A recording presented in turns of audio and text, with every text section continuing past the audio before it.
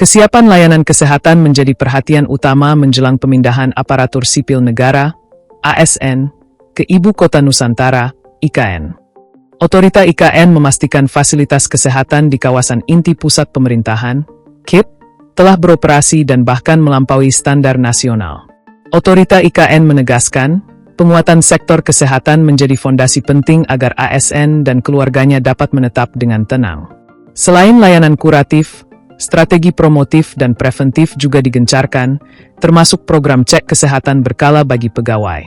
Di sisi lain, kesiapan ekosistem penunjang seperti pendidikan, fasilitas ibadah, dan jaminan sosial turut dipercepat. Pemerintah menargetkan ASN yang pindah ke IKN tidak hanya memperoleh tempat bekerja, tetapi juga lingkungan hunian yang utuh dan berkelanjutan. Direktur Pelayanan Dasar Otorita IKN, Suito, menegaskan bahwa sektor kesehatan menjadi ujung tombak kesiapan di kawasan inti pusat pemerintahan, KIP. Hingga saat ini, tercatat ada 4 rumah sakit besar di KIP, dengan 3 di antaranya telah resmi beroperasi melayani masyarakat dan pekerja. 1. Rumah Sakit Hermina Nusantara. 2. Rumah Sakit Mayapada Nusantara. 3. RSUP Kemenkes Nusantara. Rasio ketersediaan tempat tidur di IKN pun kini telah mencapai 2 hingga 3 tempat tidur per 1.000 penduduk. Sebagai perbandingan, standar nasional minimal hanya berada di angka 1 tempat tidur per 1.000 penduduk. Artinya, dari sisi kapasitas, IKN sudah berada di atas angin.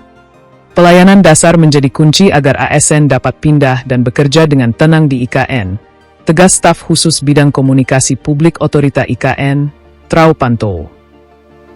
IKN dirancang bukan sebagai kota yang sibuk dengan urusan kuratif atau pengobatan semata. Otorita IKN mulai menggalakkan strategi preventif yang cukup unik. Untuk mengendalikan demam berdarah, alih-alih hanya mengandalkan fogging, mereka menebar ikan di embung-embung sebagai predator alami jentik nyamuk. Namun, tantangan kesehatan justru muncul dari gaya hidup.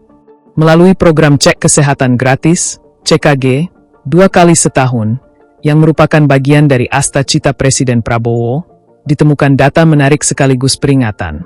Lebih dari 30% pegawai di bawah usia 30 tahun terdeteksi mengalami hiperglikemia, gula darah tinggi, kolesterol, dan tekanan darah tinggi. Temuan ini menjadi dasar bagi Otorita IKN untuk mendorong pola hidup sehat sebagai bagian tak terpisahkan dari identitas warga Nusantara kelak.